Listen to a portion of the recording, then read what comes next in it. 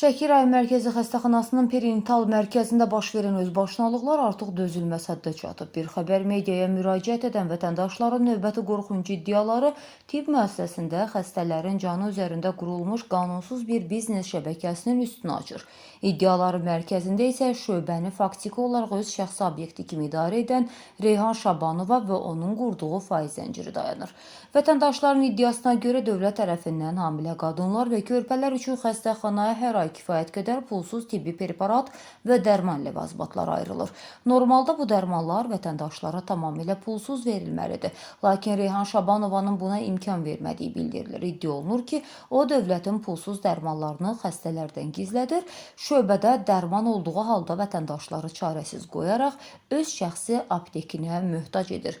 Bəs bu cinayət xarakterli sistem necə işləyir? İddialar tükürpədicidir. Reyhan Şabanovanın xəstəxana yaxınlığındakı şəxsi aptekində dərmanlar süni şəkildə baha qiymətə satdırılır. Ən rüsvayçı məqam isə budur ki, o şöbədəki bəzi həkimləri də bu qara biznesə şərik edib. İddia edilir ki, Reyhan Şabanova onun aptekinə müştəri qazandıran, vətəndaşlara məcburi qaydada baha reseptlər yazan həkimlərə satılan hər dərmandan faiz verir. Məhz bu faiz sistemi sayəsində həkimləri öz əlində saxlayan Şabanovanın xəstəxanada qanunsuz olaraq süni ehtiyac yaratdığı vurğulanır. Şöbədə xəstələrə kobud və təhqiramiz rəftarın artıq pik həddə çatdığı bildirilir. Reyhan Şabanovanın bu sxemdəki əsas əlaltısı və icraçısı isə Xadimə Cahan adlı şəxsdir. Şikayətçilər iddia edirlər ki, Xadimə Cahan həkimlərin qanunsuz yazdığı həmin o bahalı reseptləri pəncərədən xəstə yaxınlarına çatdırır.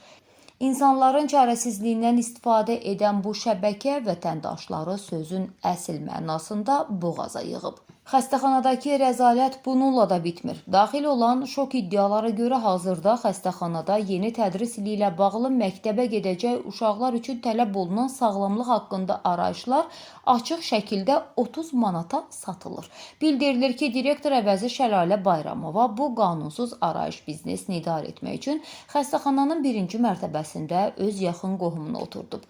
Valideynlərdən birbaşa 30 manat nağd pul alınaraq uşaqlar heç bir həkim müayinəsindən keçirilmədən formal olaraq sağlamlıq arayışları ilə təmin olunurlar.